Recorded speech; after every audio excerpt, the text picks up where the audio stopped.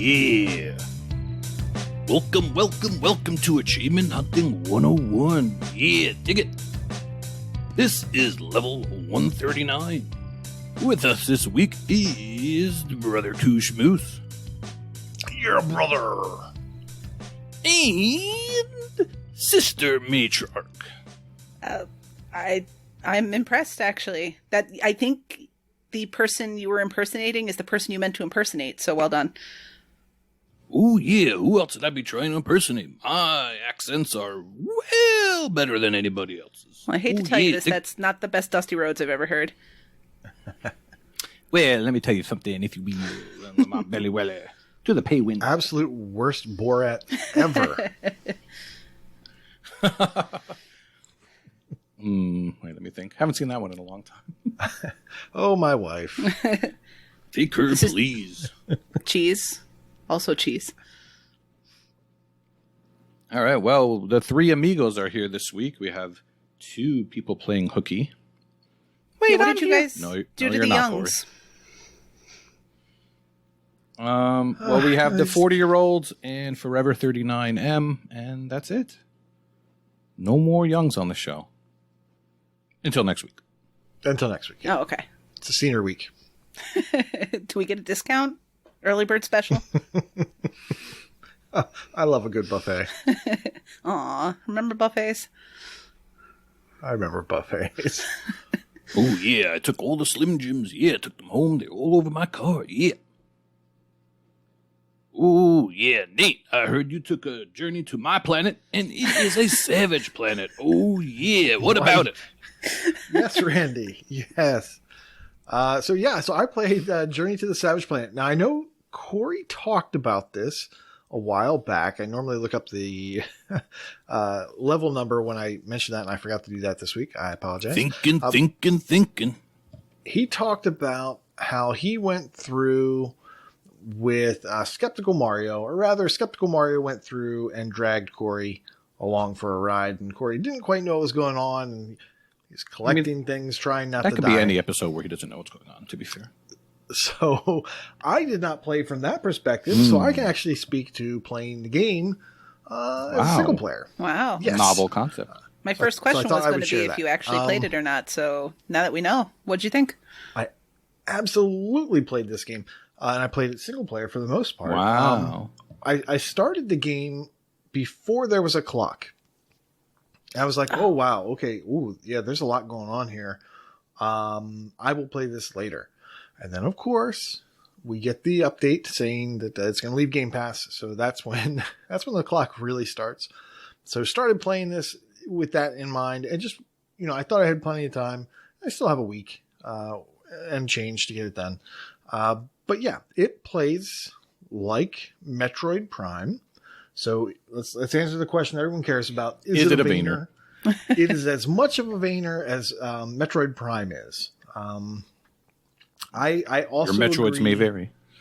Yeah, I also agree. Over time, I have just kind of changed the way I want to define Metroidvanias to, they've got to be 2D or 2.3D or 2.5D. 2.3D, what the heck is that? 2.5D.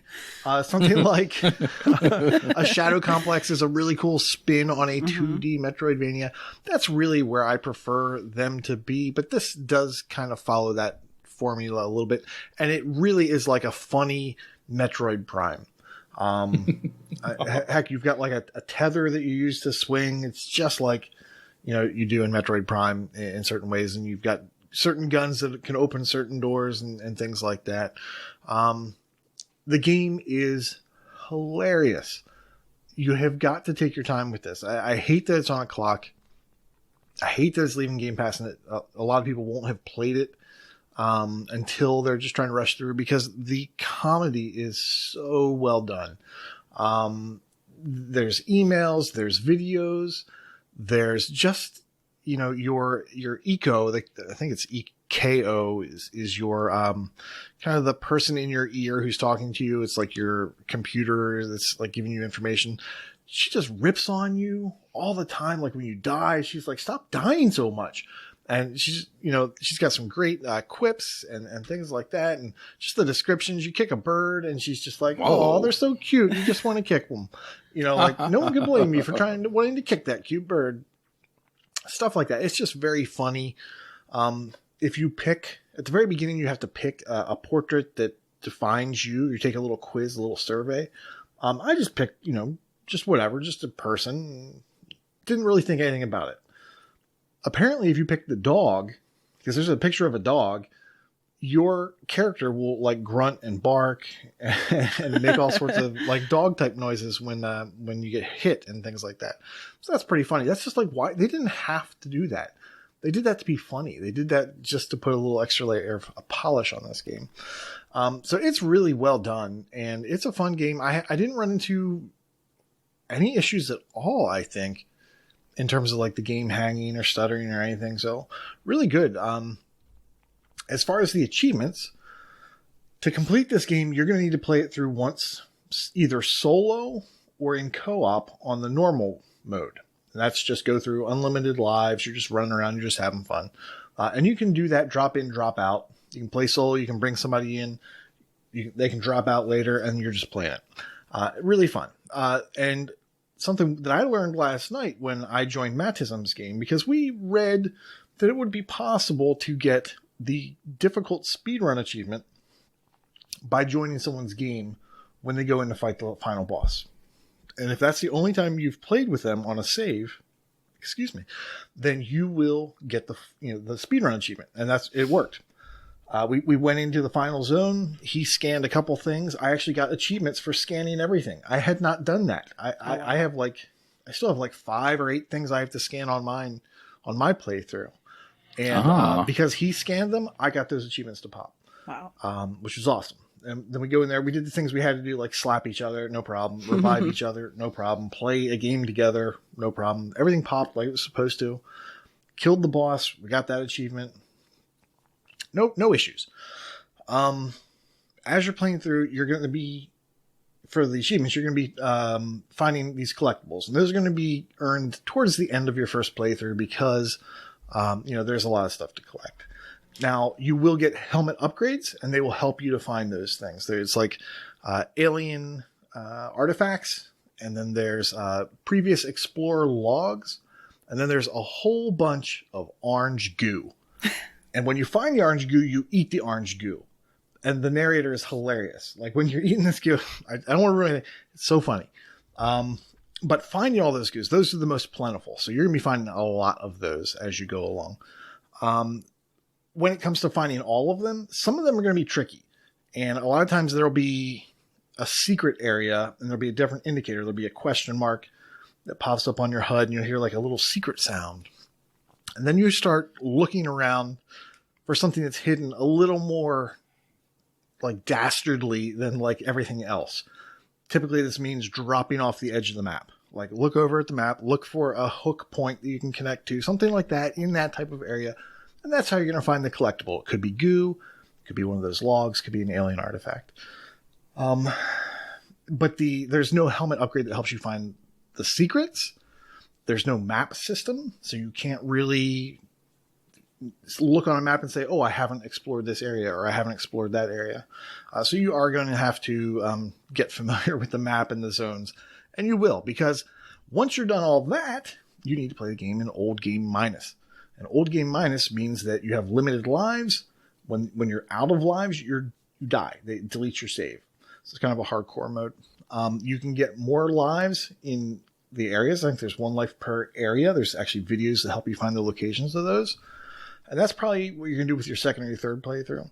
You need to complete Old Game Minus 1 time by yourself, and you need to complete it a second time with another player. Now, you can jump into someone else's Old Game Minus towards the end, and that's how you complete it, is someone has to jump into the elevator with you. I'm not sure if you both have to be playing your own co-ops, or if you're playing on that first person's co-op tag. Not really sure. Hopefully, Mattism and I are going to get that done this week. And then I'll know a little bit more about that. Let's see. Old Game Minus, like I said, you have limited lives. So there's a couple tips that I read from the solutions. One is when you're fighting this crab boss, there's a particular bomb upgrade that you get that will keep him from attacking you. So if you're having difficulty with that fight, Fug, and you keep falling off the things and you keep getting hit, Fug, you can just hit him with a goo bomb and then he doesn't attack you, and it makes that fight a whole lot easier. The last boss, you just throw grenades at him. Apparently, that's much easier than what we did, which was try to shoot him. And then the last thing you have to do, that's one normal playthrough and 2 playthroughs on Old Game Minus, and then you have the DLC, which I know nothing about because I haven't tried that yet. But yeah, it's a great game. It's really fun, really funny. I'm hoping there's a sequel. So, Wow. I mean, glowing praise, and it's actually super nice to hear the take of someone who actually really played through. Now, for someone like Corey, who didn't take the time to experience the game, is your feeling strong enough about the character of the game that you would encourage him, like, hey, go back? Like, I know you have like a backlog of 100 things, but this is worth taking the time to check out. Oh yeah, he from what he did with Skeptical, he knew he wanted to play the game. He's actually started it. I'm pretty sure he's put some time into the single player already. But yeah, at the time where he reviewed it, all he had seen was like being dragged through. Right. With knowing nothing about the game. So he had no idea what he was doing. He had no idea about the systems, and he was just there while Mario tried to beat the game in under 4 hours. Wow. And it sounds from like start to finish, I think. there are some games where that's a blessing. You get to get away with it, but this sounds like one where that's definitely not the case. Now, you're going to play the Hot Garbage DLC, and you know nothing about it going in? I know it's been talked about on the podcast a couple times, but you're not aware already of like how many times you might have to play it or anything like that? Just by looking at the achievements, it looks like it's one playthrough. It does not have the multiplayer components that the Old Game Minus does. There's no second mode that you have to do after you beat the DLC the first time. It looks like it's just a straight play. Very cool. And I like that you explore DLC 1 in the DLC. Yeah. They're very tongue-in-cheek, yeah. That's some of the best achievement stuff, though, and they get it. You know, they definitely make a point of them understanding. Now, how long would you say that I know there's the speedrun achievement for Journey to Savage Planet, or it's done in under 4 hours, but how long does each run through of the Old Game Minus take? Oh, jeez. Okay, so the estimate on TA is 12 to 15 hours for the entire thing. That is a bald-faced lie. There's no way you're doing it in that amount of time. That might be your first playthrough, just to understand the game. Once you understand the game, I think you can fly through it pretty quickly. Once you understand the game, you can fly through it pretty quickly. There are good videos for how to do a 4-hour speed run. Mm-hmm. So you could get those second and third playthroughs done in well under half the time it took for your first playthrough, assuming you weren't following a guide that first time. I imagine some of those 12 to 15s just came from people who did like you did, where you got the collectibles by jumping in at the end. Like that probably would have added some more time to have to go back and explore, I would think. Yeah, and those additional playthroughs, you don't have to get everything. It's just that first playthrough, you have to pretty much 100% the game. And then the second playthroughs, you get just enough. You get enough goos to increase your health and your stamina and get enough upgrades that you can, open all the doors you need to open. And then you just go straight to the end of the game, or straight through all the checkpoints you have to get to the end of the game and then beat it. So you can really optimize the second and third playthrough. Well, if you look at the time estimates, the first one was 10 to 12, but then the next was 15 to 20. The next was 25 to 30. So it's basically what you were saying. One jerk voted 0 to 1. Yeah. Gotta love those people. I don't know how they do that. And then maybe, I don't know. And the Old Game Minus looks like it's 4 to 5, and the Hot Garbage is 1 to 2. So we're looking at a good, meaty game. Yeah, it's a meaty game. I really wish I had started it earlier, but I think this is what we do. There's enough time. There's enough time to still enjoy it before the end of the month. So if you start now, you don't have to miss the fun. So because it's $30. Well, key question in terms of no, don't be. In terms of the future of this franchise, if they release a second game, which you said you would be excited to see or would look forward to, would your play of Journey to Savage Planet now encourage you to buy that if it wasn't direct into Game Pass? Maybe. I'm trying to think if I would buy it for $30. Probably not a day one. Game Pass has just really made it difficult to buy a game day one. Yes. Especially a $30 game. Yeah. I know that's weird to hear coming Even from for me. you, I was Yes. I was taken aback. I know. Coming from me, like I have to think, oh geez, that game $15? Really? Okay, well, all right. Mm-hmm. Yeah, what I was saying is that's a $30 game and that DLC is $8. Obviously, there's going to be sales, but it's not. Yeah, it's expensive enough that people are trying to get it done in the community. Yeah, and there was a sale like a week or two back, or 3 or 4, weeks these days. I think it was half price. It was like $2 or $4 or something like that. So I actually picked up the DLC back when it was on sale before we knew that this game was leaving Game Pass. Smart. Oh. Yeah, great game. Oh, yeah. Do you have any other thoughts about my game, Nate? I was just wondering if you were going to dig it. I would love to dig it. Yeah, I'm thinking at this point, this sounds like something that Em and I would like, but I don't want to rush through it. Maybe we'll snap into it when it's on sale. Way to tag in. That was quite the Macho Man impression, Michelle. Really enjoyed it. Just for that, I mean, there have been good impressions, there have been bad impressions, and there have been. What game you want to talk about, Michelle? Oh, medium impressions. I wouldn't even give myself a medium. That was a no. I wasn't trying to do an impression. Oh. So, right, speaking of great Game Pass games that make you question why you would ever spend any money on video games anymore, insofar as the software, I am playing the medium. So the last time I joined you guys, which I guess was about a month and a half ago or so, I had said, I'm going to play the medium. It's coming out the next week. I love this sort of game. And then I joined you the next week and I didn't play the medium. And so when I got the word that the Youngs were going to call it an early bedtime this week, I was like, you know what? Now's the time. Let's play the medium. So I did start it up. And if you're not familiar with it at all, the medium is a psychological horror style game by Bloober Team. Bloober Team is the crew behind Observer and Layers of Fear. So they clearly have some experience with creating this kind of game and this kind of environment. And I like horror games. Like Silent Hill is definitely was a top franchise for me way back in its first 3 games worth of development. So I was excited to play this, and I know for a lot of the hype about it, at least initially, had to do with the walking between 2 worlds that the main character does. So the main character in the game is Marianne. Marianne is a medium, so there we go. We get the title, and a medium is somebody who can speak between the living world and the spiritual world. And because she has this power, she sometimes will go through the spiritual world and then she helps people move on to the other side. That's the basics of where the story starts. There's definitely intrigue that they set up right at the beginning, but because the game is less than 2 months old, I don't want to get too much into the story stuff because there is a possibility, I'm not done with it yet. I have no sense of how far into the medium I am because I haven't looked at the list. I'm really just trying to play and enjoy the game.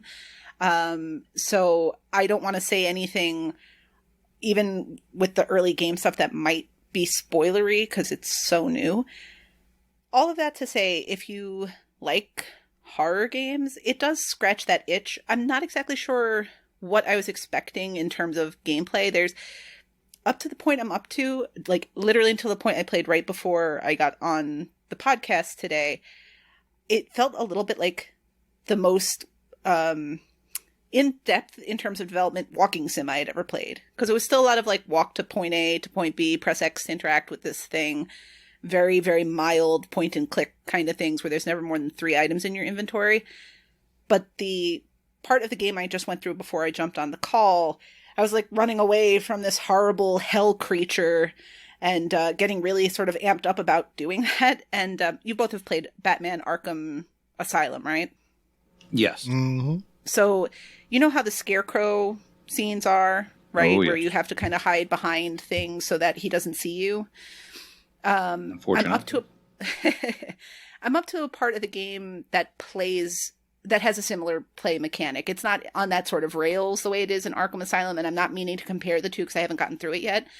But I was already so like tense from having my headset on, and you have to play the medium with a headset. Sound design is very important in it, or I would recommend that you do it. But I was like, you know what? I need to stop this right now because I'm going to come onto the call in a whole different mindset if I don't just put this away for a little bit. So with the medium, not a perfect game, even early on, getting those vibes that I can see why people, reviewers or whatever, gave it 6s or 7s or called it middling.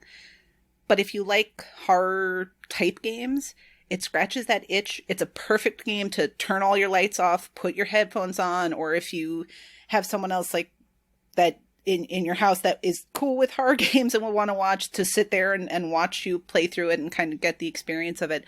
I'm really enjoying it so far. So if you like those things, I would definitely recommend it, especially at the Game Pass price of included. That is an excellent price. Mm-hmm. I think. All right. Okay. Well, I think back before Game Pass, I probably would have purchased this game. I don't know that I would have purchased it on launch, just because the backlog is what it is. But especially knowing from True Achievements time estimates that it's like an 8 to 10 hour experience. And like I said, I'm trying really hard this year to not play to the achievement list. You're going to get achievements as you go.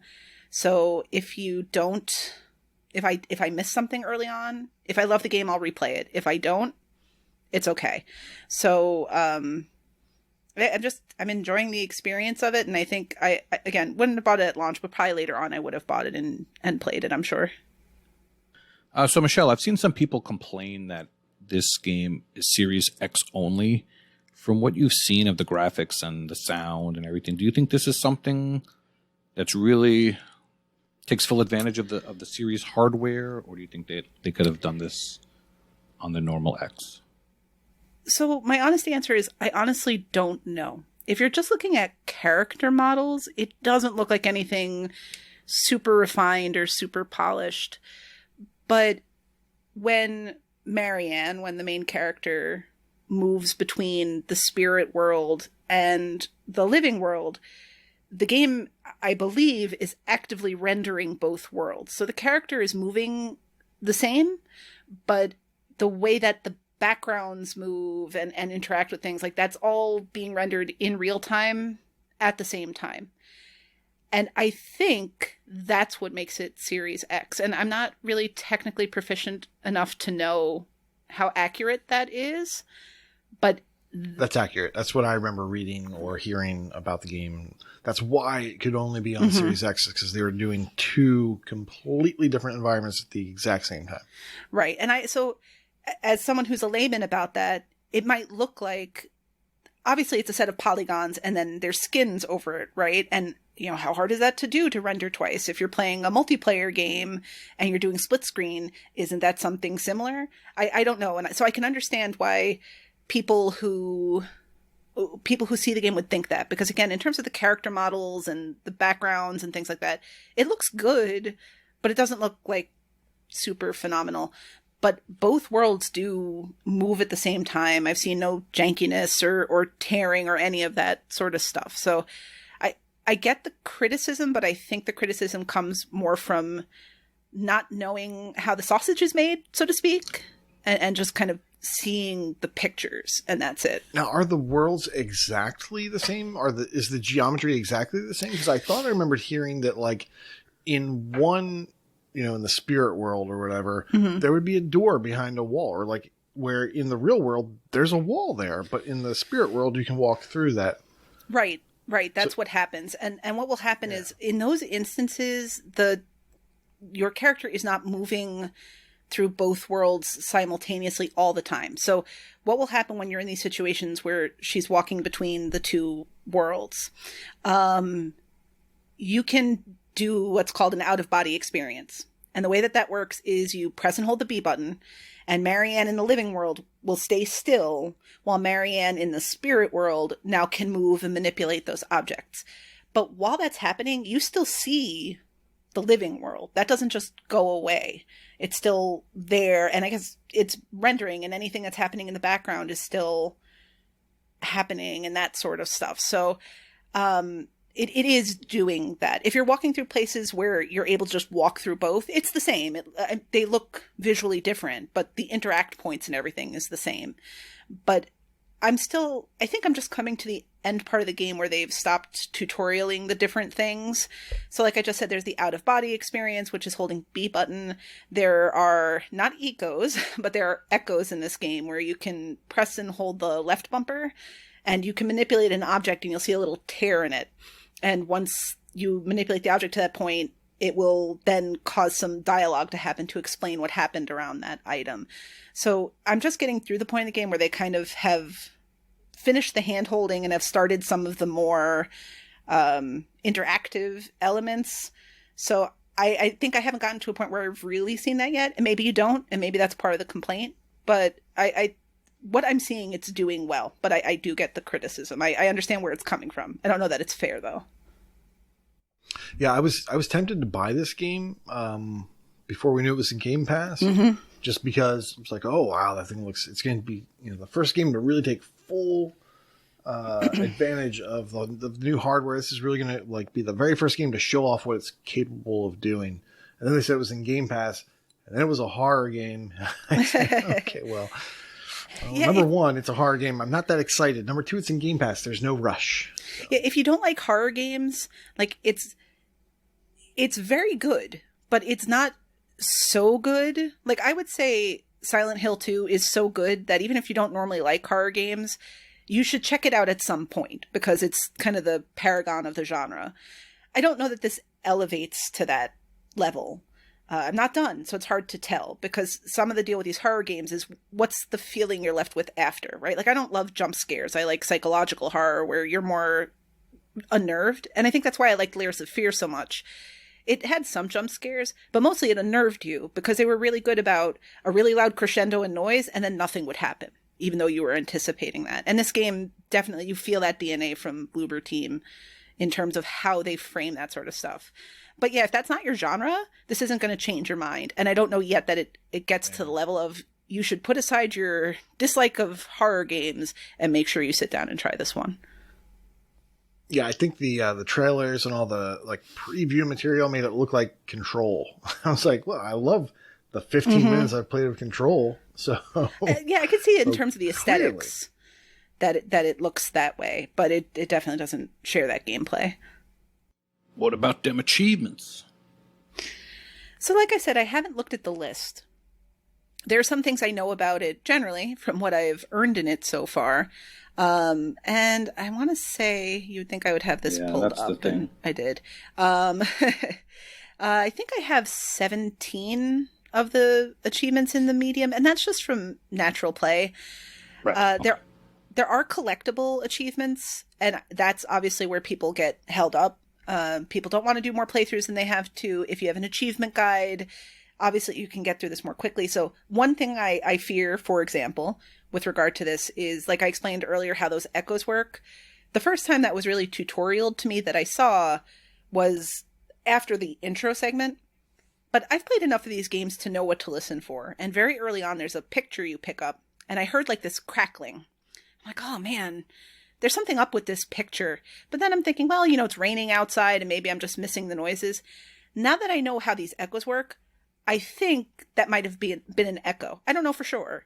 But there's an achievement to get all of the echoes in a single playthrough of the game. So if that's the case, I missed one in the first 10 minutes. So I get why people will play through this game for a guide if they're concerned with the achievements. But a game like this one in particular, and similar to what you were saying about Journey to the Savage Planet, you need to experience it. If you go through the game and you run through it for the achievement list, then you go, it didn't look great and it was kind of mediocre shooting, you missed the point. So, I don't know. The achievement list is fine and definitely doable, but if you want to try to actually enjoy the game, I would really recommend, take the bullet on it and commit yourself to playing it twice if you want the completion. Otherwise, you might miss 1 or 2 or 5 things, but really put on your headset, turn off your lights, and just enjoy the experience of the medium. I'm so glad you played this game because I was like, oh, we don't have an MBAC on. Like, I feel like I need to play this next week. I kept saying that for like 3 weeks. And I was like, I should probably play the medium, but I'm glad you're back and took the bullet on that one. Yeah, I don't know. At some point, hopefully I'll get to speak about it again after I finished it. Because bear in mind, everything I'm saying is about 3 hours of gameplay in. And maybe things will get repetitive and maybe it won't meet the promise it has in my head. Maybe the story will fall apart. I don't know. But right now, I'm enjoying it. I'm enjoying the ride, and I'm glad I've helped you avoid playing a game you probably wouldn't have enjoyed. All right. So that's the medium. I guess that means it's my turn. I am pumped. I finally got to play RetroMania Wrestling. I've been very excited for this. Let me tell you something, brother. I've been waiting since 1991 for a sequel to WrestleFest, dude. What you gonna do when RetroMania Wrestling runs wild on you? Dude, I got to stream this game last night. Michelle was there. Red Raider was there. Das Kunin was there. We had a grand old time. Unfortunately, this game is only local only. But it was really fun. Can't wait to have a party of people over to play 4 players, which is really how it's meant to be played. To recap, it is the official sequel to the 1991 coin-op WWF WrestleFest. And for its time, it was really, really good. In 1991, we only had NES WWF games, which were all terrible. Every single one of them. The sprites were tiny. The music was bad. Everyone did the same moves, no matter if they were 200 pounds or 500 pounds. But WrestleFest, they had an announcer who named everybody. There was a ring announcer and a commentary announcer saying all the names of the moves. And each wrestler had his own moveset, which was actually rare at that time. So this game is this game, which combines it a little bit with another video game called Fire Pro Wrestling, in which instead of button mashing, when you lock up, you have to time it and hit the button when you see your character light up. So there's some small differences with WrestleFest. You have a light move, medium move, and a hard move. And if you try to do a hard move too early, it'll get reversed every time. You don't have enough momentum. So you start off doing the light moves, and you do medium moves, and you do those strong moves, which is very similar to how Fire Pro works. So they took 2 of the greatest games of all time and combined them. I just had a great time. The characters, I believe there were 16 of them to start, and there were 2 DLC ones announced. There are 2 wrestlers that were in the WrestleFest game, which is the Legion of Doom, otherwise known as the Road Warriors. There's some wrestlers that were assigned to the game who have since found homes on TV. Johnny Retro, also known as John Morrison, is now back in the WWE. Brian Myers, Matt Cardona, and Tommy Dreamer now wrestle for Impact Wrestling. You have Nick Aldis, who's the NWA champion, and they even have the NWA studio and a mode dedicated to the 10 pounds of gold in which you work your way up to fighting him.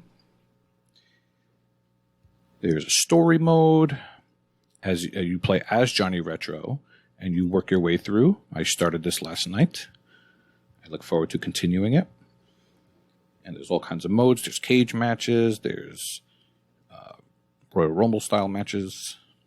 There's elimination matches. And WrestleFest, you could have up to 6 players on the screen.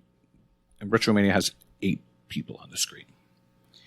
There's a lot of little nods to WrestleFest. There's some Easter eggs. So like Johnny Retro does Mr. Perfect's dropkick and his suplex. Jeff Cobb does Earthquake's Power Slam and Sergeant Slaughter's Cobra Clutch Noogie. And the Blue Meanie and Hollywood Nova do Jake the Snake's DDT. Lots of little nods to WrestleFest. Much like the medium, the game has 39 achievements. In my random playing last night without looking at the list, I acquired 19 of the 39 achievements. I did not look at the list ahead of time, but while I was playing, Michelle and some of the people in the stream would read off achievements for me to go for, and I would try to do it. So it was kind of like an achievement bounty, which was fun to do. That was a unique way of approaching things. The retail price is $24.99, which I think is fair, but I'm not quite sure what the replay value is going to be. The achievement list is actually too easy, which is a weird complaint, but I was hoping that it would be a little more. The game just came out, and already people have all the achievements. However, there is some bad news. There is an achievement to earn all the other achievements, and it is glitched. Are you guys back? Yes.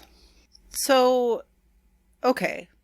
You said at the top that this is the official sequel to... It is official. Mm-hmm. So how does that designation work? Because this is many, many years after that. Are they share a studio? They get a license? Like where do they get to? Yeah, Technos helped them out. Yeah. Technos was the original developer? The original, yep. Mm-hmm. So I don't know all the inner workings, but it was originally the unofficial sequel, and then it just became the official sequel. So they must have gotten their blessing, or... Yeah. So if somebody yes. hasn't played wrestling games before, like most of what's out there right now obviously is the WWE 2K whatever games, and obviously they're presented quite differently. They're 3D and there's a lot of stuff going on, there's a lot of noise. If somebody's a fan of the product but not necessarily into wrestling or not necessarily into video games, would you say that this is like an easier jump-in point to get a sense of playing them? Because I know the first time I played a WWE 2K whatever game, I just felt overwhelmed because I could appreciate the work they were doing, but there was just so much going on. It's hard to say. I would say it's definitely more arcadey. Most people will come in button mashing, but this one is not quite like that. Where WrestleFest was, you can, if both people hit the button at the same time, there will be a standoff where they throw punches, and then you do button mashing. But other than that, there's timing involved. But each match will only it'll be less than 5 minutes for each match. So there's definitely that going for it, which I think would work for the casual fan. And I think you would get the hang of it after a few matches easily. Where in WWE games, there's more of a learning curve, if that's what you're asking. Mm-hmm. And I know you said the achievements, there's unfortunately a glitched one, but the developer seems pretty responsive, so... Yes, the developer has actually been informed. Okay. And he said that a different patch messed it up, unfortunately. Oh, jeez. Yeah. But he's on top of it. He's aware of it. And I just got to let him know that it says trophies. It's not trophies, darn it, it's achievements. It says earn all the other trophies. That's such a typical issue when stuff gets ported between the two, because that platinum trophy deal, that doesn't really have a corollary on Xbox. How long would you say the game would take to complete? Because it seems to be completable. I see a couple people on TA, other than the glitch achievement, have already finished it. Based on your experience yesterday, I know there's at least one sort of grindy achievement. What would you say you're looking at hours-wise if you're just trying to play this for completion? That's a good question. I didn't delve too much into the list. I think you had said there's one mode you got to do a few times. Oh, 10 pounds of gold. Yeah, see, I didn't do that, so I don't know how long that takes. If I had to guess, that probably takes an hour or two, times 5. I can't imagine it being more than a 15-hour game. Mm-hmm. If that. I mean, it came out. It's probably less than that, if people already got it done. Oh, the other thing I wanted to mention, I didn't do this. I played on easy, but you can knock out a lot of the achievements with 2 controllers. Oh, wow. For winning matches as certain wrestlers in certain conditions. Those all pop for... If you really wanted to be boring about it, you could put a second controller and get that done. But you're going to need to learn how to play anyway to do the story mode. So the achievement list looks kind of plain. Like, win with this guy. Yep. Win in every arena. Yeah. Watch 5 AI versus AI battles. That's while you're making a sandwich.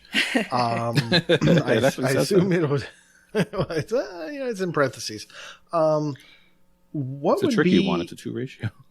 What would be better, like for this type of game? I remember spending a ton of coins in Sheets, which is a East Coast thing. I spent a ton of quarters in Sheets playing this game and eating sandwiches. Those were with dollars, though. The quarters went to the machine. Like, what would be a fun achievement in this type of game? I'm just trying to think. Like, I guess they kind of have to be boring. It's either boring or grindy, right? Or grindy. If you want to do beat story, story mode, you beat. You play as Johnny Retro, but they did one for doing 5 pounds of gold with 5 people outside. Unless they do it with everybody, when at that point you're going to be not having fun anymore. And the WWE games have very similar lists. They have a handful of achievements that are win a match as AJ Styles, win a match as Adam Cole, win an elimination match. So it gets you to play the different game types. It gets you to see the different characters, which is stuff that a good achievement list should do. But I think the wrestling games themselves are not... There is a narrative, right? I guess there's the 10 pounds of gold mode and there's a story mode. But the gameplay, the end gameplay mechanic is going to be you're going to wrestle a match. So unless like they added sort of checkpoints within the match where maybe like there were 2 alternate ways you could win it, and based on one or the other you might get an achievement, I don't know where the wiggle room really is to be super creative with achievement lists. I mean, you could argue it is creative to say use this guy in a particular arena. Like one of the achievements Elle got was to wrestle in the Stomp arena with Matt Cardona and Brian Myers. And the reason they did that is because I think that the 2 of them designed that arena. So it is kind of, if you know the story there, it is actually interesting that they put it in. But if you're looking at it with no context, it's just like, all right, I'll pick this guy and wrestle here. So I'm not really sure what more they could do to change it. Yeah, that's a good question, Nate. If the game had online, I would obviously say throw some online stuff, but it doesn't. So yeah, outside of changing win 50 matches to win 200 matches, I don't know what else you would do. No, don't do that. Don't do that. Yeah, the matches are quick. I got the 20 match one in my first sitting, and it didn't take too long, so it's really not that bad. Yeah, I get the sense that people, when this price drops, that people will get this just to get these achievements. But I mean, I remember playing it in Sheets, and I had a lot of fun. So maybe. Yeah, so you remember these games, right? Oh yeah. Well, this game, I remember. Remember WrestleFest? Yes, WrestleFest. I remember WrestleFest. I played that a ton in the arcade, just because it was right down the street from me. I really enjoyed it. I was into WWE at the time, Big Boss Man, all that fun stuff. So I remember this well, sort of. I remember Big Boss Man and Bam Bam Bigelow, the Ultimate Warrior. And, the Ultimate Warrior, of course, and Hogan. But yeah. So yeah, I would like to play it just to kind of get that little dash of nostalgia. But yeah, I'm glad you liked it. Very well. I know a guy. I feel like I would definitely dabble in this game if it was in Game Pass, because, what do you lose? And I definitely recognize the characters and all that, but $25 off the top, especially without being able to play locally with 3 other people right this second, sounds like it might be a little steep. I don't know, I know they're planning DLC with extra characters. I don't know if someday that'll also include extra modes or tournaments or online things that'll further realize the product to make that number more convincing. I also don't know if DLC comes with a price tag or if it's going to come in the form of title updates. That's a good question. The developer has basically said if the game does well, then they'll add more to it. He didn't sugarcoat it. He said if the game sells, then they'll have the money to add online and all that kind of stuff in the future. So we can hope and not freak out that everything's going to be okay. But overall, I definitely recommend RetroMania Wrestling. If you're a wrestling fan, it says a lot when someone like Corey, who doesn't watch wrestling, was excited for it. So there's nostalgia, there's recognizing that arcade wrestling games are fun. I think there's also recognizing the developer's very clear passion for the project. And sometimes it doesn't translate well, but it does here. Like, clearly this team is super into this and wanted to go from an unofficial sequel, like a spiritual successor, to getting the blessing to be an actual successor and getting that kind of support. I know one of the talents in the game tweeted about it or posted on Instagram about it today. So that stuff's all really cool. And that makes you want to support the work they did for sure. All right. Well, one last thing in the games department.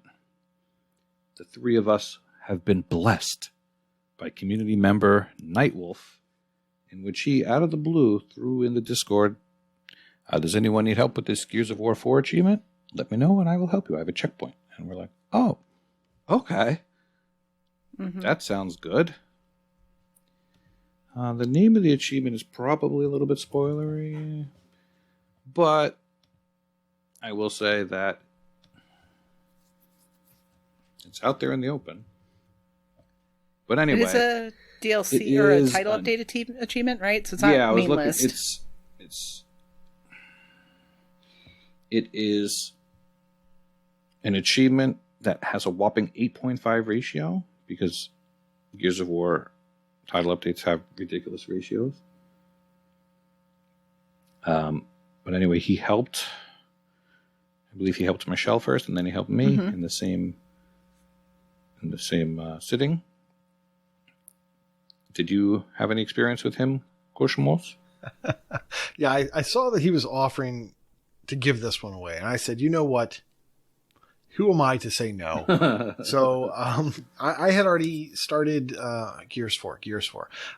There's one achievement for carrying a particular gun all the way through the game that I was doing. And when I heard that this achievement was kind of similar, like you had to do something for a long portion of the game, I said, you know what? I'm going to take that. So I showed up and I was like, yeah, now... And he and I were talking a little bit about Gears. He's like, it's going to take a while to load. So we're talking. I say, yeah, well, you know, I haven't played this in like 3 years. So I might be a little rusty. What do the buttons do? And then I was like, I know one of these snaps to cover. I think that's B. And he's like, no. Like, I think, is it A? And he's like, yes. I was like, okay, so shoot is right trigger. And so then, so it took me one or two attempts, to be like, okay, no, I remember the controls now. I of course knew that D-pad was to select your bombs, your grenades, but whatever. But then they've changed it. There's no arc. So I go to like throw my grenade. I don't see the arc. So I don't know if there's a different button press for the arc, but it just like launched my grenade. I was like, oh crap, I wasn't ready. Like there's an arc. You have to hold in the button, whatever I was doing was a quick throw. If you just tap the button, then it just chucks it forward. Yeah, I thought I held it, but I didn't see the arc, and I was like, so I'm just like apologizing to him. I'm just like, I'm really not this bad. Like, I'm sorry. Like, I haven't touched this game in 3 years. I don't remember the controls. But whatever. So we got it on the third try. He was like, yeah, that actually went pretty fast. I was like, really? I was like, I thought that was horrible. And he was like, yeah, some people took a lot longer. I said, really? I said, wouldn't happen to be anyone I know, would it? Hey, what are you trying to say? I'm just saying. I'm just talking about my conversation with Nightwolf. I think Michelle took longer than I did, to be fair. I did. And Nightwolf told me I was the best partner he's ever had. He didn't say that, but like, he's such a nice guy that, like, so we were playing it, and I think I don't know exactly what you do to trigger it. And Elle's right. It can be spoilery, especially if you're going through Gears.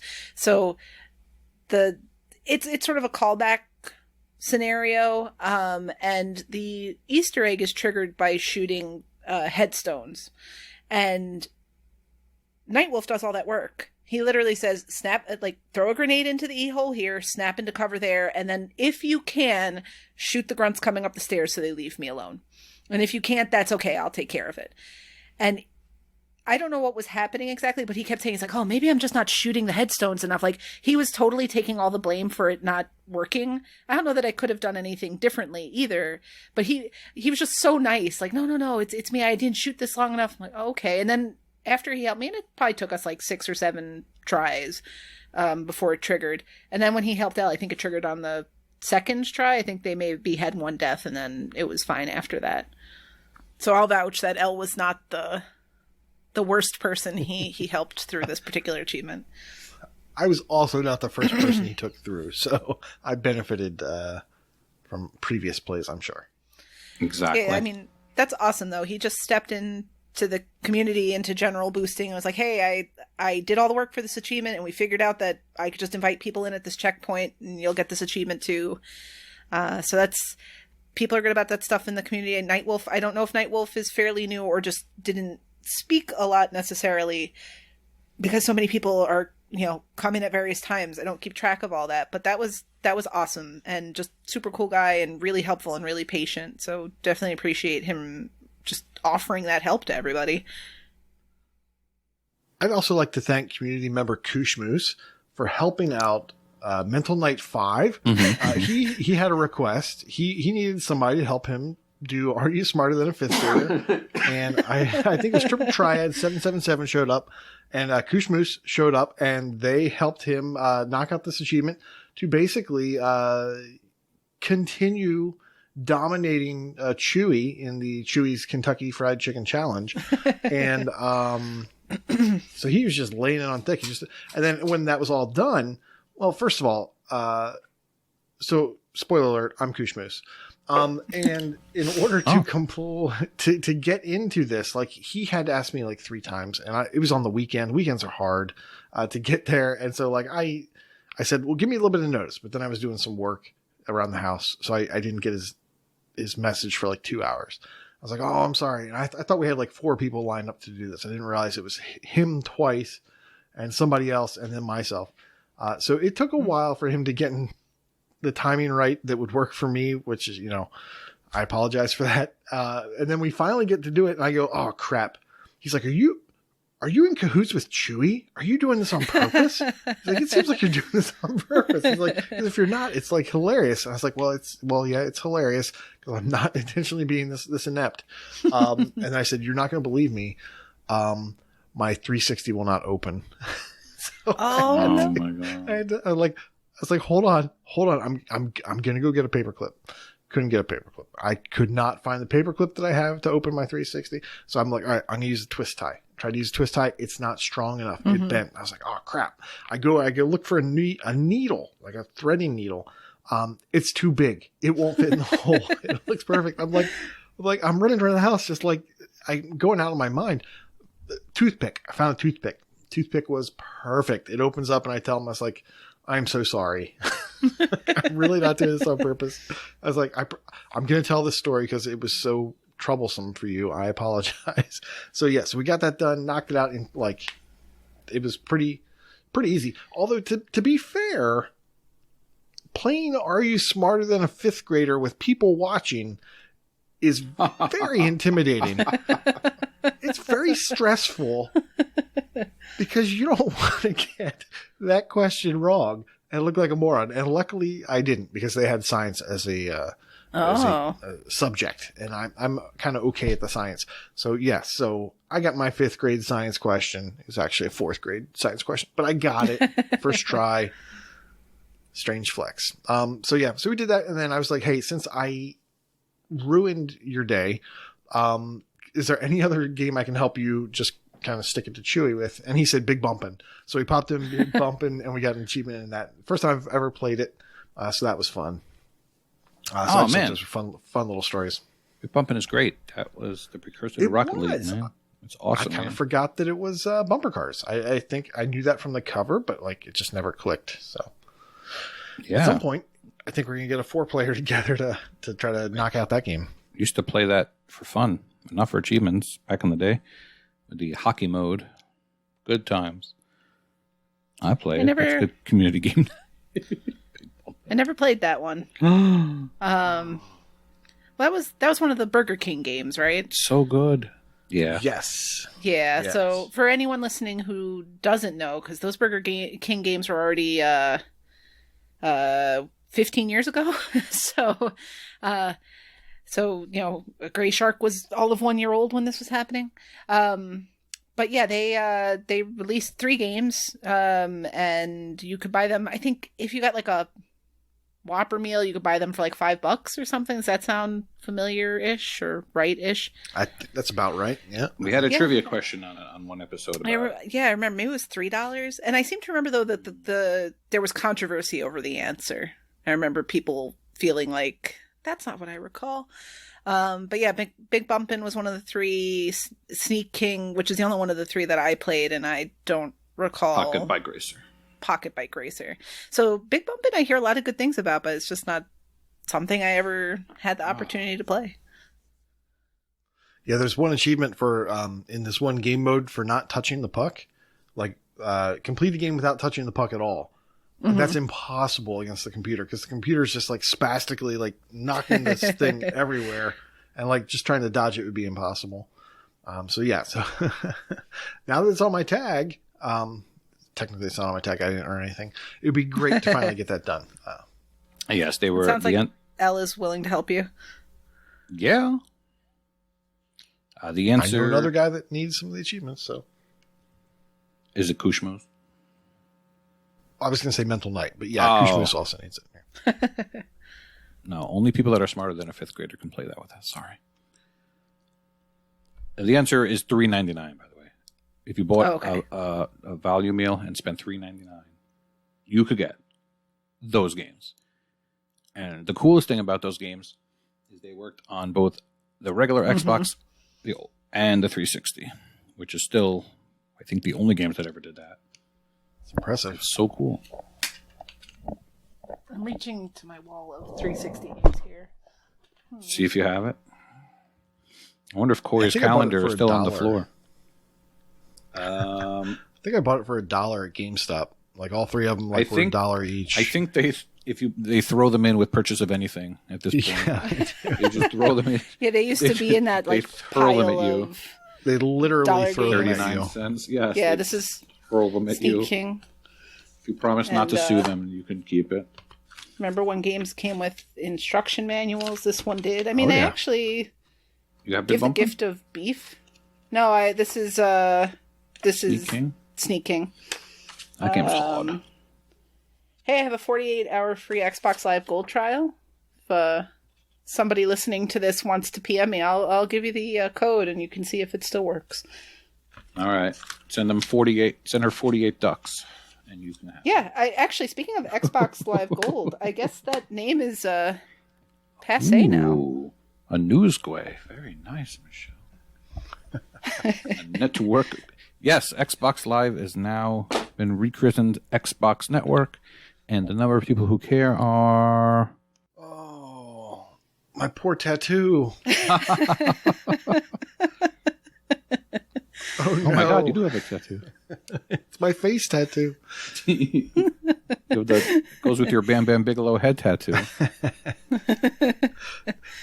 I feel bad for the people that won the lifetime Xbox Live achievement. Now they don't get it achievements, anymore. but yeah, exactly.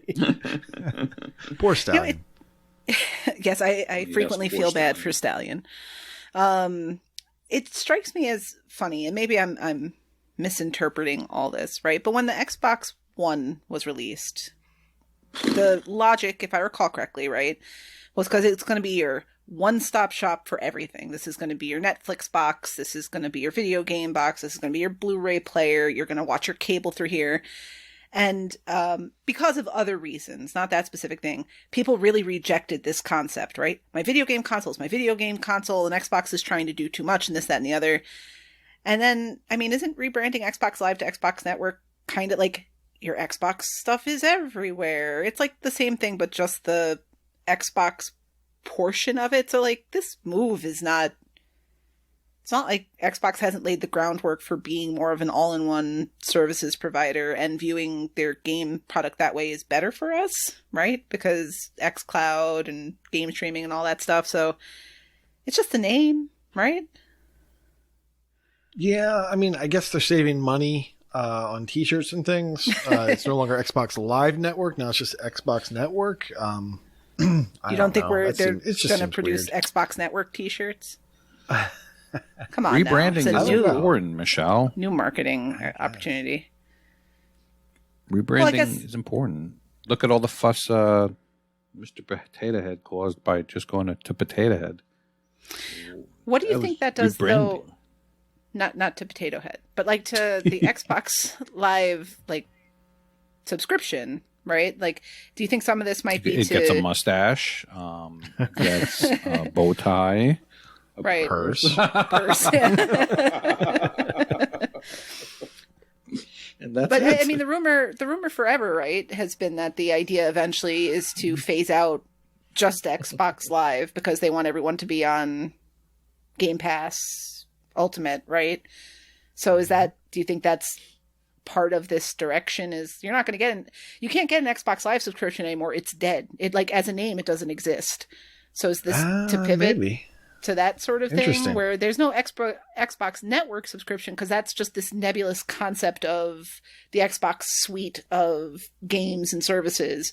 So you can access Xbox Network and all that stuff through your Game Pass Ultimate subscription. Do you think maybe that's part of the angle with this?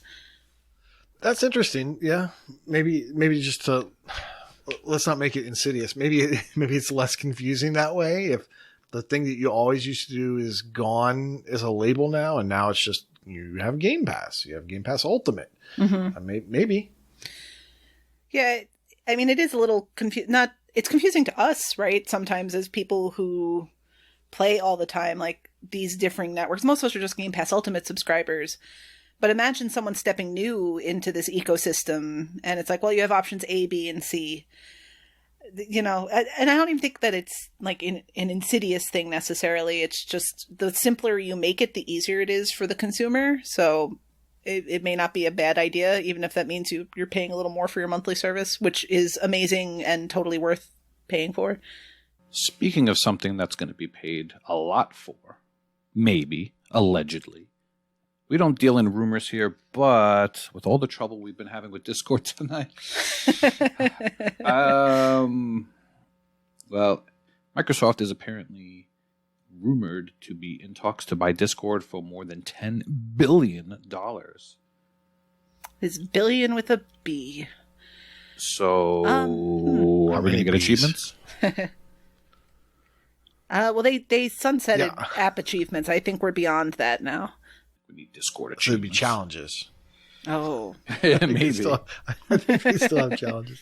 Yeah, I heard a couple are there appeared recently. Any bad things that could come from this? I guess the good thing would be things would be integrated with the stuff that we already use. The other option would be making their own. Remember Zune?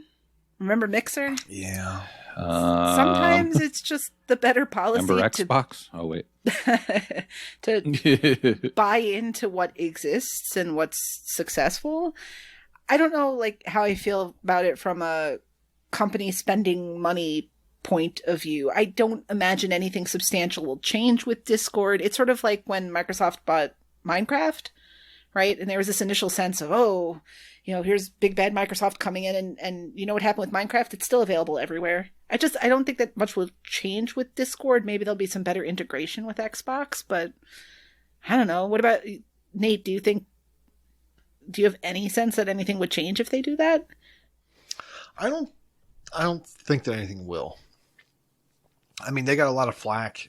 People always talk about how Microsoft messed up Skype or whatever. So I have a feeling that people are going to be kind of negative towards it, but I don't think anything's going to change. Yeah, I think it's going to be the same quality service it's been all night. Yes, tonight especially. It has been the best Discord ever. So, some good news. It looks like Windows Phone achievements are unlocking again. What? What's going on with this, Michelle? Well, So to my understanding, they're unlocking again, but it's with a bit of an asterisk. Windows phones come in 8.1 and Windows Phone 10 varieties. Koosh, you're familiar with this stuff too a little bit because, I'm going to need some backup probably. Familiar-ish. You got to phone a friend. So there were some folks who really reached out to the teams at Microsoft and tried to get Windows Phone achievements to unlock again. So this is not a fix-all for everything. And what I mean by that is if you don't own a Windows Phone game already, you still have no way to access it, right? So if you purchased Final Fantasy 1 and you've since deleted it from your phone, you can't get back onto the store to re-download it. So you only have what you still have access to on your phone. That said, I know, speaking personally, I had plenty of games where I had just written them off, especially Windows Phone games were known for very grindy achievement lists. And I have half a dozen Angry Birds games on there that I can now start that workday, commute to work grind on again. So it's exciting that they work. There's no sense of, is this a permanent thing? You can't rest on your laurels about it because who knows. I did want to note that there were several people who were really involved in making this happen. And just so we make sure they're credited somewhere, because several people in the Discord were very excited by this, I just want to make sure to shout out Visible Raptor 5, Shadow Kisuragi, Kiku123, and Click LMB. I apologize if I pronounced those incorrectly because they're obviously not folks I interact with.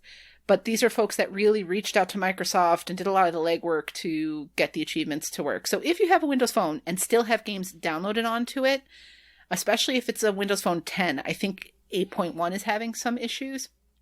But get in there and start popping those achievements because who knows how long this will last. Get into the Windows Phone channel on the Discord because there are lots of very knowledgeable people who can definitely speak to it more clearly than I can and who can really answer your questions about it and help you with workarounds and fixes if things aren't working on your phone. There's been a nice, that was a dead channel that got resurrected because the achievements got resurrected, and there is information in there that's been very helpful for folks getting started with that. So if you have your Windows phones, boot them back up, complete what you can while you have this time. It's a kind of exciting precedent too, just when things go down that, maybe the end isn't really the end, and with enough legwork and enough people speaking up about it, there can be a second life for some of these achievements we had just taken as done. And I don't mean to condone one way or the other. I don't think that's how that word works. I don't mean to suggest one way or the other on what you should do, but I do believe that for the motivated, it is possible to install games on your old phone if you don't care about black and white and you're more of a gray person. I think you can still install things by sideloading them with certain software and such. So if you're super motivated to get achievements in games that don't have a whole lot of achievements or a whole lot of gamer score on a tiny little device, maybe that's something you want to look into someplace else. Yeah, I would definitely recommend reaching out to the active folks in that channel on the Discord. Officially, again, if it's not on your device, you don't have access. But people are clever, so go reach out to those clever people and see if they can help you out. Yeah, I have never popped a Windows Phone achievement. I think that makes me a rarity. Huh. I know, right? Strange. Preserve that 3,000-day streak without a Windows Phone. And have like 8 million gamer score too. So Nate, you got any tabs open? Yes, I do. I have so many tabs. Thank you, Freem. In sales, that's fantastic. I have a tab open for Curse of the Dead Gods. It's unless you meant Corey, it's $15 down from $20, so it's not the deepest of sales, but it's a really well done roguelite. I almost didn't understand my own shorthand. Rocket League. It is a dungeon crawler. Yes, exactly. It's a really well done game. It's really fun. It's skill based, and you feel good when you get better, and as you're able to progress farther, it really does feel good. Feels like you've done something with your life. Story of a Gladiator is $2.74, down from $11. I've mentioned this before, but I forgot to buy it that week, so I am gonna pick this up. It's a hack and slash.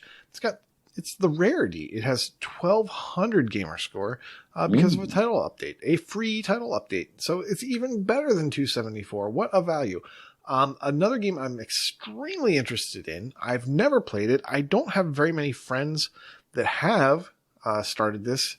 Slide Stars. I mentioned this before, saying, hey, check out a sale. Look for a sale in this game. It looks like a Trials-like game.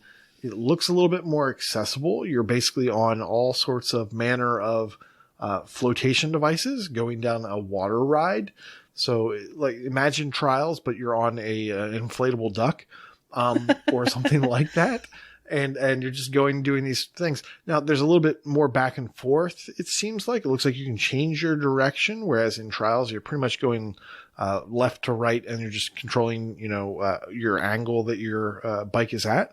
But this, you can actually face left, you can face right. So it looks interesting. I wish I had a chance to play it. $15 is still a little bit much, but this is the first time it's been on sale. Grab it. I think it looks. I remember mentioning not buying a $15 game just half an hour ago. 80 people have this game. One person has it completed. Yeah, it does look like it's a tough completion, but if you like to play games for fun and not completions, then yes. So I have a question, because I haven't looked at the game at all. But I'm hearing you describe it as a Trials-like, but colorful. Also, like, you've played Joe Danger? I have played Joe Danger, yes. Which also is sort of Trials-like, but more like cartoony and comic and bouncing on things. So Joe Danger is more like... It's more like Excite Bike, right? I think of Joe Danger as like an Excite Bike-ish version of Trials. Mm-hmm. Whereas this has like levels that have verticality. So you're not just going left to right on a plane with like just going up a ramp and then going back down. You're actually dropping down. The whole level kind of pitches at like a negative 45 degree angle, that sort of thing. Yeah. So that sounds really like cool. A Trials game, but there's, it seems really cool. The price has just been too high. And it might still be too high, but you've almost convinced me. You've almost convinced me. I love games of this nature. Chip, buy this. And tell us if it's okay, and then share your password. I imagine, it's ideal for Chip. Slide it this way. He likes this. Slide it so well. The achievement list looks like RetroMania. It's beat this with this character in this vehicle. Okay. Yeah, I didn't check it that much. Great. I just checked to see if it was completable. I only have like 10 more of these to go, so just bear with me. Farm Together is $13 down from $20. It is shareable grindy goodness. Apparently, the extremely grindy achievements towards the end of the game can be shared. I think you have one shot at it. So I think like once you log out of your farm after you get that, people can't get the achievement. So look into that. I know Beer Me has been itching to complete this game. He's at that point where he can share the achievement, and he's just been holding because he's a good guy like that. So if we can get more than 3 people that achievement, we'll try to schedule it, make it well known, and share that around if possible. If you don't like to play the games you buy. And just kidding. The very last game I want to talk about is Moonlighter. It's $5 down from $20. It's a Zelda-like management game. It's in Game Pass, but it's not going to be in Game Pass forever. And $5 for this game is a steal. So that's what I'd like to share this week. All right, I'll just jump on in because I want to talk about a Zelda-like game too. And I probably recommended this the last time I was here because I think it might have been on sale. But I'm going to pitch again Okami HD. Okami came out initially on the PlayStation 2, and it is awesome. I know people will get turned off by the fact that it's a 40 to 50 hour game, and I get that because we're all in this sort of like quick hit achievement earning deal, and the ratio is fairly high for a game that's never like. Was this on Game Pass for a little bit? No, it wasn't. It's a bit of a high ratio game. I understand all that, but it is so good and it is beautiful. If you played Wind Waker and you like those aesthetics, design of Link himself aside, the game Okami really shares that aesthetic. And I have a curiosity about it, actually, because back in the day when we had things called loading times, there was a loading screen game you would play. You'd have to hit the button in a certain rhythm and you'd earn these like blue fangs that you could use for things. With the Series X having very limited loading time, I wonder if that's just not a thing you see.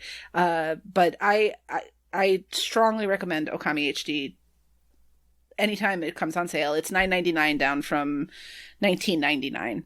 And also, there are a bunch of Mega Man games on sale. There's the whole like Mega Man Super Collection, which is $40, marked down from $59, I think, which isn't the greatest sale.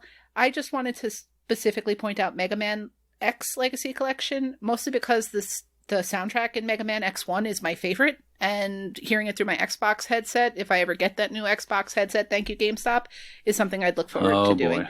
I know. That pre-ordered it, and they have backed up the ship date twice, and now have no ship date for me. Awesome work, guys. But that's aside from the point. Mega Man X Legacy Collection's $9.99, marked down from $19.99. It includes Mega Man X1, 2, and 3. Those are, the classics. If you grew up playing that stuff, especially, the games hold up. There's no reason to get Mighty Number 9 or whatever the Ratalaika game was. That's a Mega Man type, although that was one of the better ones. The name escapes me. Metagal. These are the ones that are very much worth playing. So at a discount, you're getting 3 games. Just recommend them for the nostalgia and the amazing soundtracks. Agree. Now, I played Okami HD. I love this on the 1X, and I didn't see any sort of loading screen. Oh, so maybe it wasn't even there. I don't know if it's a part of the Xbox. Did you play this on the 360 and there was a loading screen? No, I played it on the PlayStation 2. Only on the Nintendo.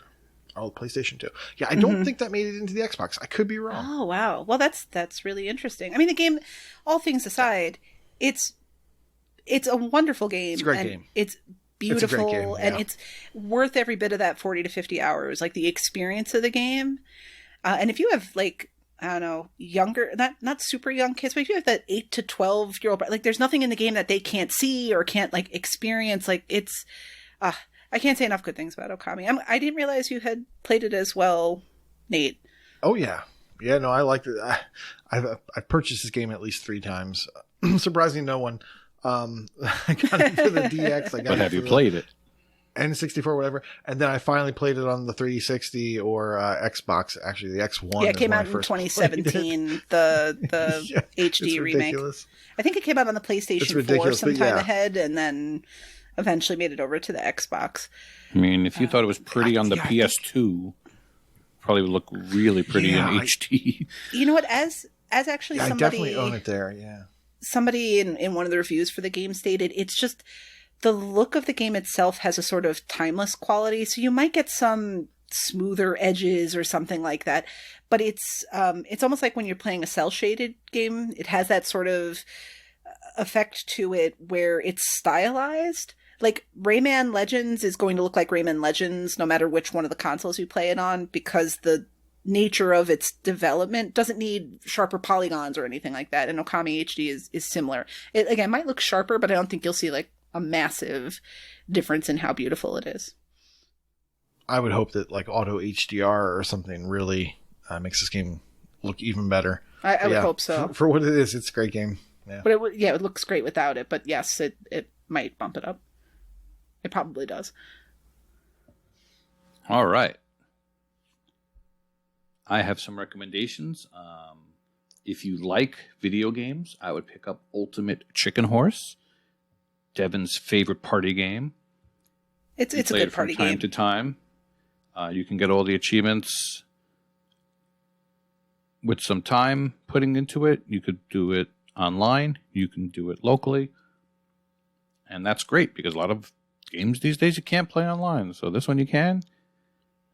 The object of the game basically is you put down objects and try to make your opponents not be able to platform over to the exit, but at the same time you need to be able to go over as well. So basically you're setting traps and platforming. It's just very well done. So as the rounds go, you add more and more stuff, and whoever gets to the exit gets points. Whoever kills other people with their traps gets points. It is a lot of fun. If you do not like video games and you only like Gamerscore, then I recommend Feather, in which you are a bird flying around doing absolutely nothing but getting a quick 1,000 Gamerscore. It is $5.99, but you can complete that in probably a half an hour. And my favorite, Rattle Like a Gem, A Hero and a Garden. I do not recommend this game, but it is also an easy 1,000 Gamerscore. It is $2.49. Buy it for that price, not for full price. Full price is way too much for this game. It is a visual novel, but you need to wait in between things and wait for things to grow, and it is awful and terrible. But definitely, do not buy this game, unless you like Gamerscore, in which case you probably already have this game. Awesome. Great. Corey, are you buying something? Yeah, I'm buying Farm Together. Oh, very nice, Corey. I wrote a song about it because I know Katie likes my songs. So here's my song. Farm Together right now with Corey. Oh, thank you. That was very good, Big Al. Glad you liked it, Corey. All right. And now we have Games with Gold. March is almost over. We should be getting the April games soon. But in the meantime, you can pick up Vicious Attack Llama Apocalypse and Port Royale 3. You guys all here? Yeah, I'm just saying. Yeah. I just shook my head. No one should pick up Port Royale 3. Oh. Pourquoi? No, it's just, I mean, it's my shtick. Management's not that. Not Nah, the not most your exciting genre. thing. And Yeah, Kenny's not here to not be my like, favorite. I'm excited about it. Kenny sees you Exactly. shaking your head all the time. Oh, yes, he does. Well, now that Kenny's not here, we can pronounce some games properly, including the upcoming Game Pass game Genesis Noir. Not Noir. Whatever the hell you Genesis. said. Genesis Noir. That comes out March 25th, as well as Octopath Traveler. I am excited for that one. I heard, I think, Corey talking about it last week, which, I mean, if I'm being honest, he wasn't the person on the panel I thought might be excited about it, but go Corey. That, it was a Switch exclusive and not the kind of game I ever thought would be on the Xbox in any context, whether it was released as a standalone or came out through Game Pass. I just never thought that would ever be something I could play for achievements, and I am super excited to have the opportunity. So good on Xbox. Last week, as you guys noted on the panel, was amazing for Game Pass, so cannot wait for this one to come out. Agreed. You want to keep going, Em? I can keep going. So in addition to Octopath Traveler and Genesis Noir on March 25th, we also have Pillars of Eternity 2 Deadfire Ultimate Edition, which is coming just to PC, as well as Superland, which is also coming to PC, and Yakuza 6 The Song of Life, which will be available on cloud, console, and PC. A little further down the line, 5 days later, we have Narita Boy coming out. And finally, on April 1st, there's that game you had never heard about. I had never heard about until you guys spoke about it last week, Outriders. So excited to see this little indie gem finally make its way onto the Game Pass service. Oh, yeah, we need to boot this up, Em. Yeah, actually, we did download the demo, and we're planning to go through it with my brother because, as noted, it has carryover progress. And it's so, 3 yeah, we players. should get on that. So what you got to do is 1 to 3. Kick Freem out of your group and play it without him. Keep Beer That's going to work. and Fug, not Freem. I don't know much about Outriders, honestly. Like, I know, obviously, all joking aside, this is a big release coming out day one to Game Pass.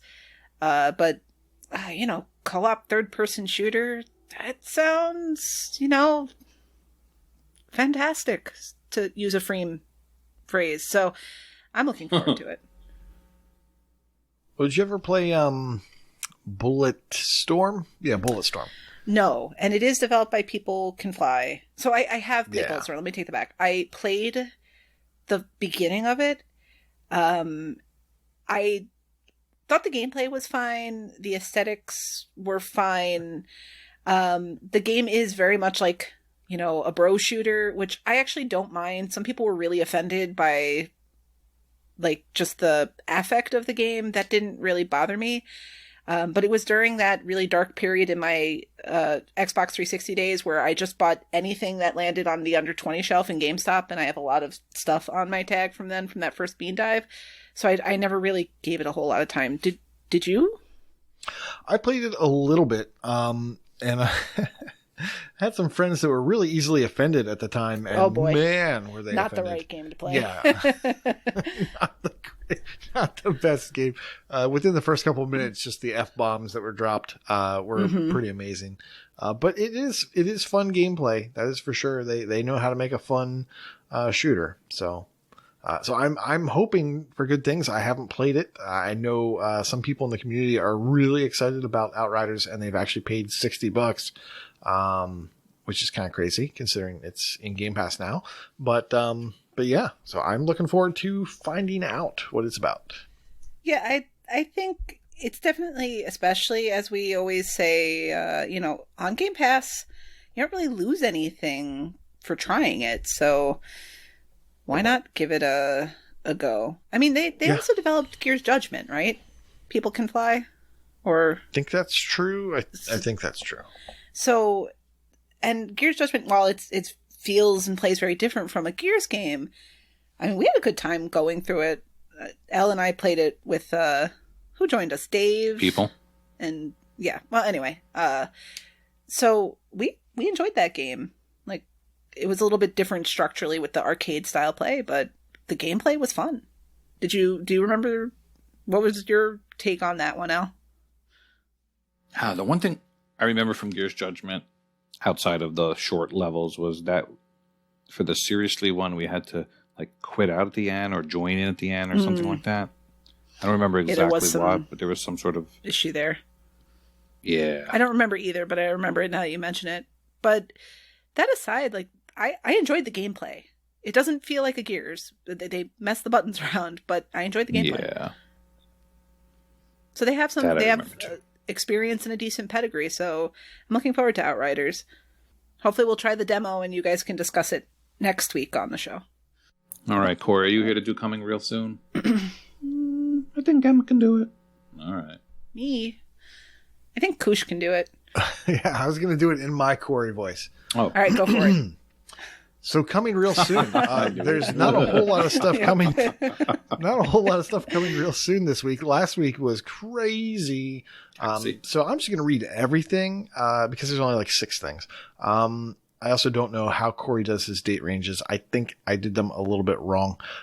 March 30th, we have I Saw Black Clouds by Wales Interactive, publisher Ghost Dog Films. I think I switched that around. I think the publisher is Wales. Developers Ghost Dog. It's an FMV visual novel because if you know Wales Interactive, things like none of the games that come to mind. Is that Night Shift? That's a good Well, one. Night Shift is like a really old one. Or is Night Shift the one where you're the driver?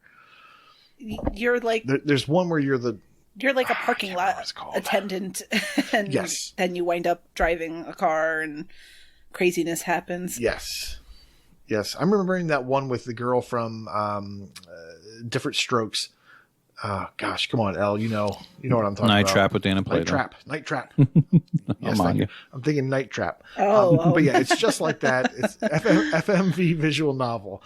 So enough. Way too much time spent on that one. Narita Boy, which I actually wanted to talk about and was talked about last week, is a stack. I don't think we knew that before. So it's Xbox and Windows, and it's a stack. So that's awesome. I really like the look of this one. Because I'm going to read a little bit more about it. It's an adventure game, and from their website, it says, explore and fight in a retro-futuristic world. Swim deep into an I have not pre-read, sorry. Swim deep into an oniric, poetic, and unique experience across dimensional planes. I probably murdered that. The aesthetic of the game was inspired by retro pixel adventures, Castlevania, Another World, Double Dragon, with a modern touch, and it shows. and an 80s plot homage, Ready Player One, He-Man, The Last Starfighter, accompanied by the retro synth touch of the old glory days. This thing is just oozing with style, and I cannot wait to play it twice. March 31st, Escape from Life, Inc. This is a Sometimes You game, and it shows. It does not look great. No. It's a puzzle platformer. If you're into that, good on you.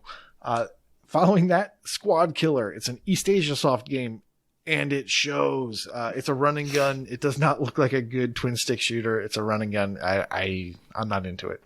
April 1st, Akalasia? I don't know. It's very hard to find anything on this on the internet. It's by Victory Road, which is one of our new developers that just kind of was cranking out games very quickly, and I think they took a little break. This looks like it's from a very small developer. It's a platformer, and it does kind of look interesting. Our attractive protagonist, which is funny, wishes for just two things: to save the princess and to become rich. Actually, he's doing it just to get rich, but if the princess Celinda will be saved in the process, let's consider it a nice bonus. To get all the treasures of Akalasia, this hipster with a shotgun will have to fight hordes of monsters, sneak through a myriad of devious traps, and reveal a few secrets of survival. Looks kind of like a pixel art game, but like a more recent pixel art game. So it's not like old school pixel art. It does look interesting. Maybe check it out. Of course, Outriders, we know a lot about that. We're excited. Yada, yada. April 2nd, Middleborg City of Mages by Armature Games. It's a puzzle game.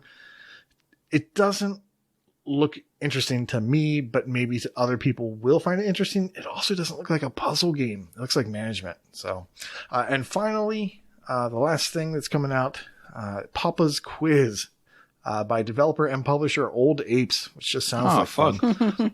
Yes, this is a party game, and this looks interesting. I was going to suggest that maybe that should be the name of this week's show. Anyway. So this looks good, and maybe at some point it could be a good community night game, or maybe, I don't know, for a monthly play game. I don't know. The party game for quiz lovers. Play with up to 8 friends and family members or community podcast members. Use your smartphone as a controller. It is easy to join with QR code. This is obviously English as a native speaker. No app is needed. We crafted over 2,500 original questions in 185 categories for this game. Now, if that's not a ringing endorsement, I don't know what is. Those are your games coming quick. That was a really phenomenal Corey impersonation. Good job. Thank you. I've been working on it all my life. Apparently, it's pronounced Oniric, and it has to do with dreams and dreaming. Michelle's probably I mean, knew that one. Yeah, Michelle probably knew that. I did not know that one. did not know that one. I like learning words. I didn't know. I do. I don't foresee ever using it again, but that's great to know that it is related to dreams. So, you know what though? Maybe that's going to come up in the Old Ape developed in a review. Game. Like maybe in Papa's Quiz. There'll be a quiz question about which of the following defines Oniric, and we're going to know. We'll keep it our secret. Narita Boy is good for something. All right, we are contests. G-Task is almost over. We had some community members get eliminated last week, unfortunately. 2 teams were eliminated. Human Chiva P2 full sequence with Unky Tim Fu, Litigator, JWrath05, and Wiznayet, as well as Carrying the Pigeon with NINJ4, I guess that's Ninja, Thrash Forever, MIK3IDV, and Shawnee Show. You guys are eliminated. We are down to our final 5 teams, and they have already gone nuts. Yeah, it's the last week of G-Task is always... It's something to witness from this end. The amount of... It's because it's not just the amount of time they have to play, the planning that goes into, all right, having these preloads ready and knowing that you're capable of getting these harder achievements done. It's mind-boggling. But we have a lot of folks in the community that are still in that in the top 10, that have made the top 10 in G-Task. Singles? Yeah. I was just staring at the leaderboard of the teams and looking at all the bonuses being used and just crazy things going on right now. There's no reason to hold on to them now. And we have to shout out our very own Elroy OMJ. I think this is his 3rd year in the finals, which is, again, insanity. Inferno, Sniped by a Girl, Triple Triad, Ross, Unky, Tim, Fu, Magic Monk. They're all in Discord, all hanging out in G-Task. I woke up Monday morning and I didn't know why there were people in the chat channel in the Discord. And then it dawned on me, G-Task eliminations today. So it's cool to watch what they're dealing with. I'm sure they're all very excited to just about be done with it. I don't know what the future holds for G-Task, but congratulations to all you guys who made it this far. Yeah, this was a big week because 12 people were eliminated, so we're down to the top 10 in individual. And yeah, that's like 7 or 8 of the 10 are in our community. So good luck to all. Monkey Tim Fu is currently in the lead. We'll see if he holds on to that lead. All right, Nate, briefly tell us about the Gamertag Challenge. Very briefly, this is March, which means Gamertag is a Heizo, and the wild card, he has picked Mass Effect series. So any achievement in the Mass Effect series or a previous completion is how you're going to get that. For the bonus, we've created You've Got a Friend in Me, which is achievements containing the text toy, T-O-Y, or story, S-T-O-R-Y. So history would be good. Not histories, because it doesn't contain S-T-O-R-Y. Those are the rules. And if you have any questions, check out the channel. We will be picking a new gamer tag and announcing it next week. Is it me? It is not you. Darn it. Every time. I'm sorry, that's the only thing I know.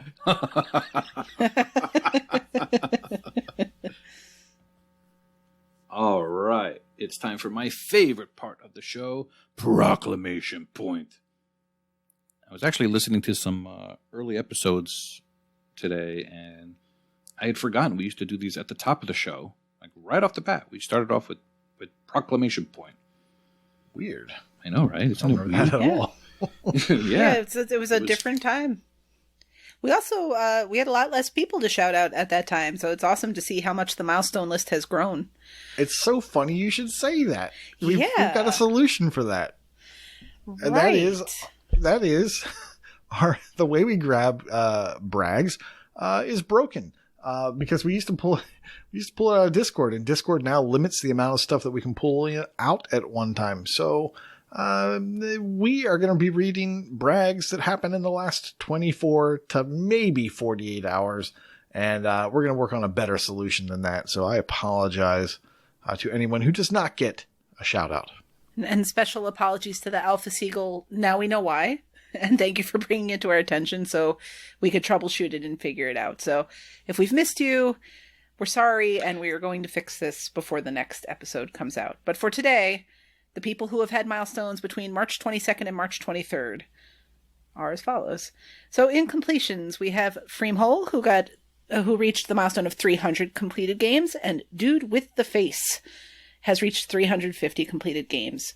In completion percentage, Hack and Pone, he's reached a new milestone of 62%, and Sabin Rothschild absolutely killing it with a 90% completion percentage. In ratio, Freemhole has been playing difficult games. He has a ratio of 1.8. In streaks, RPG Davey is currently on a 25-day achievement win streak. I didn't cut these down, so just read them all. Faustian Greed, 50-day achievement win streak. Mental Knight 5, 75 days. Red 047, 75-day win streak. Dunkos, also 75-day win streak. Quick Don't Die, 200 days. The Alpha Seagull was missed when he did 200, when he did 225, when he did 250, when he did 275. But we have not forgotten his 300-day achievement win streak.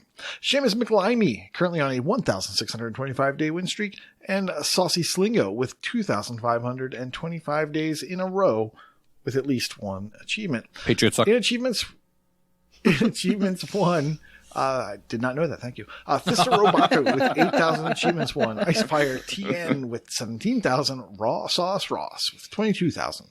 Oz Buffanatic with 22,500. RPG Davey with 23,500. Unky Tim Fu with 25,500. And Mental Knight 5 with 30,000 achievements won.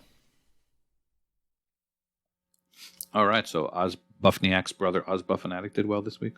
That's what you're trying to tell me? That's the rumor. Okay, great. In Gamerscore, we have Prince It with 300,000 Gamerscore. In TA score, we have Alex R. Davies with 500,000 TA. Freemhole, who's being mentioned a lot this week. Don't get a big head about it. Freem, 700,000 TA score. Ross 1.3 million TA score. And then we have Mr. Unky Tim Fu, who's... We're probably going to be reading a lot of these because he's killing it in the G-Test right now. 1.6 million TA and counting. Triple Triad has 1.7 million TA and counting. And Mental Knight has 1.75 million TA score. Can I interrupt you for a quick second, Al? You always can. All right. So just to point, as El said, for Unky Timfu and Triple Triad and Ross, we're going to have a lot of milestones to read. And as we noted at the top, these are only milestones from maybe the last 24 hours. And Unky Timfu hit 1.6, 1.61, and 1.62 million TA score in that 24-hour period. Insane. Continue. Go look up to see what he's got right now while you're at it. Or I can do that while you do the next. Good. In leaderboards, Alex R. Davies, who's always going to be top of the alphabetical chart, is in the top 10,000 of the TA leaderboard overall, the top 500 of the Gamerscore leaderboard for Vayners, and the top 50 of the England Gamerscore leaderboard for Vayners. So in England, do you think the Vayners go from right to left, or you think on the other side? How does that work? Or does Journey of the Savage Planet have two U's in it? I'm stealing all of Koosh's jokes now at this point. Elroy OMJ is doing something with Chewy's CCCCC. He's in the top 20 of the Gamerscore leaderboard for Party. EL Sockets in the game is now in the top 50 of the Massachusetts completed games leaderboard. Fuoth is in the top 50 of the Wisconsin TA leaderboard for vehicular combat. That's probably my favorite thing I've ever read. And Infamous is in the top Infamous is in the top 10 of the TA difference leaderboard for Xbox One. Mental Knight 5 is also doing something with the Chewy's Challenge. He's in the top 200 of the TA difference leaderboard for basketball. That is not a typo. I thought it would be Hatton as well, but no, it is Mental Knight. And he's in the top 2,000 of the TA leaderboard for Xbox 360, which is great. Philip Wendell is in the top 1,000 of the completed games leaderboard for Puzzle. Very nice. Very nice, old man. Old men love puzzles. Quick Don't Die is in the top 200 of the TA leaderboard for platformers, as well as the top 200 of the TA leaderboard for shmups. And he is in the top 50 of the US TA leaderboard for Xbox One. So I went and did my homework that you asked me to do. Oh, yes. And I think I forgot to even say Infamous as one of the G-Task folks that's part of the community, who's currently in the lead with a 102,000 TA score this week. Insane. But Unky Timfu, the last we had captured was 1.62. He is just about to break 1.66. So yeah, that's a lot of gamer. And that's why I just said 1.6 and counting, because it could be 1.7 by the time I stop talking. Exactly. Yeah, like they're out of control. But that dedication is quite remarkable. All right. Thank you for joining us this week. Please be sure to join us on the Twitch, on the Twitter, and definitely the Discord is where we spend most of our time when we're supposed to be doing other things like working. If you have a couple bucks... Wait. Oh, yes. No, keep going. No, you finish your thing. If you have a couple bucks laying around and you want to hear me sing, I mean, if you I guess you could pay to not hear me sing if you're Fug. You're all responsible for the nice new mic that I have. Thank you so much to all our patrons. Patreon.com/achievementhunting101. We have a special patron VIP chat in which we just randomly give away stuff from time to time. Or we have my favorite conversations are actually where we ask the patrons about stuff about the podcast because we trust them more than anyone else, and we have good talks that no one else gets to see. So I love that. We've also been releasing since the beginning of this year a monthly 10-year retrospective on different games coming out exclusively, or games that came out 10 years ago exclusively for patrons. So they're getting some extra content too. That is correct. Koosh, did I step all over something you were going to say? Were you? No. Okay. I was just going to mention, I've been very excited. I've been sitting on my hands all episode because next week we are going to be talking about the ID at Xbox event that happens on Friday of this week. And man, am I excited. We're going to be hearing from some awesome indie developers. We're going to be hearing from CoatSync. We're going to be hearing from Drinkbox, Annapurna, Team 17. What the heck has Drinkbox been up to? It better not just be severed, although I'd be pretty excited if we get severed. I'm pretty sure they said specifically they're announcing something new. I'm pretty sure I read that specifically. So cool. I could be incorrect. Now, we do have to also put out there that the rumor about Hades coming because of that graphic that was released was debunked by one of the folks at ID at Xbox. He said, don't set your expectations for that. It's not going to be there. But there are going to be other amazing games there. Now, that guy can go right to Hades. All right. I love these ID at Xbox showcases. I am sure we're going to be devoting at least 5 minutes to it next week. So you might join us on the Discord. It'll be happening at noon Eastern on Friday. And I'm sure that some of us will be talking about it. Yeah. Excite. Just you getting that excited made me think of the that Shaq gift that you love so much. The what? The Shaq gif. Oh, yes. I love that Shaq. Shake those shoulders. Just imagine me doing that. That's how I'm doing that, with your watching face. the gif doing that. We will definitely I do get be mistaken for Shaq quite a lot. Oh, yes. We'll like definitely at the grocery be talking stores about that in them, Discord. people ask you to reach stuff. Yeah, absolutely. And by that, I mean Koosh's, doppelganger-like qualities to Shaquille O'Neal. If you are the type of person that likes your podcasts on YouTube, which I think you're weird, but it's more people than I think because it's easy to hide, I guess, maybe, at work. And also, one good thing about YouTube podcasts is you could see my pretty face once a month. You could find the first podcast of every month, which is the live show, and we are on there. You could see us playing games and yelling at me, and then we do a podcast. So if you're curious to match the faces to voices, check that out on YouTube. And we very rarely ask you to do this, and it would be really nice I think on Apple, it's very important for the algorithms to like and put a 5-star review. If you do that, let us know, and we will read it on the air. Even if you make fun of me in it, that's fine. Do it. I don't mind. I don't care. Leave us 5 stars. And maybe Fufu will send you $1.50 of Xbox bucks. I think that's fair. Oh, no, we can't bribe. Foof will say nice things about you. Alrighty, thanks for joining us, Michelle. Hopefully you join us again soon and let us know how you liked the ending of The Medium.